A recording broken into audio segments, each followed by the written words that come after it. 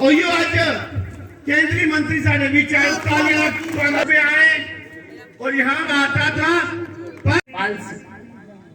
गरीब का बेटा या बेटी अगर कहते कि हमें अपने दम पर कुछ काम करना है तो परिवार कभी भी उसके लिए मंजूरी नहीं देता, क्योंकि खुद का व्यापार, खुद का व्यवसाय करने के लिए जेब में पैसे की जरूरत होती।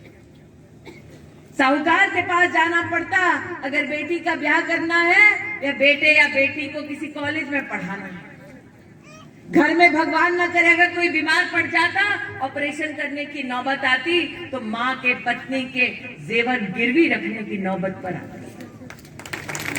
ऐसे दिन देखे हमारे बुजुर्गों, और ये दिन तब देखे जब सत्ता कांग्रेस और उनके दोस्तों के पास थी। ये दिन तब देखे।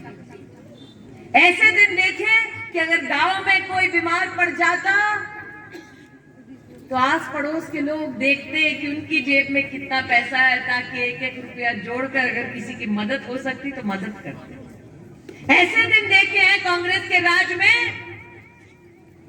कि अगर कोई गंभीर बीमारी हो जाती तो नेता के चक्कर काटने पड़ते कि दिल्ली में एम्स में भर्ती करा दो। ऐसे दिन देखे।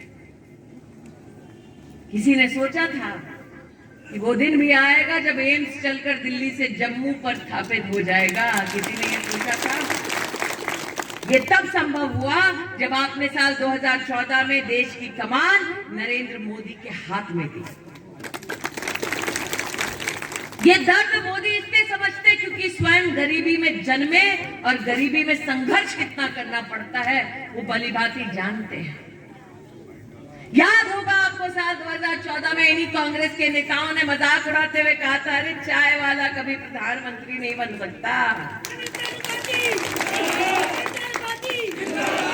यही कांग्रेस के नेताओं ने कहा था, गरीब की इतनी औकात नहीं हो सकती कि वो चाय वाला प्रधानमंत्री बन जाए। और इसी जनता ने मुंह तोड़ जवाब देकर एक गरीब माँ के बेटे को देश का प्रधान सेवक बनाया। ये वही जनता है और आज इसी जनता को याद दिलाने आई।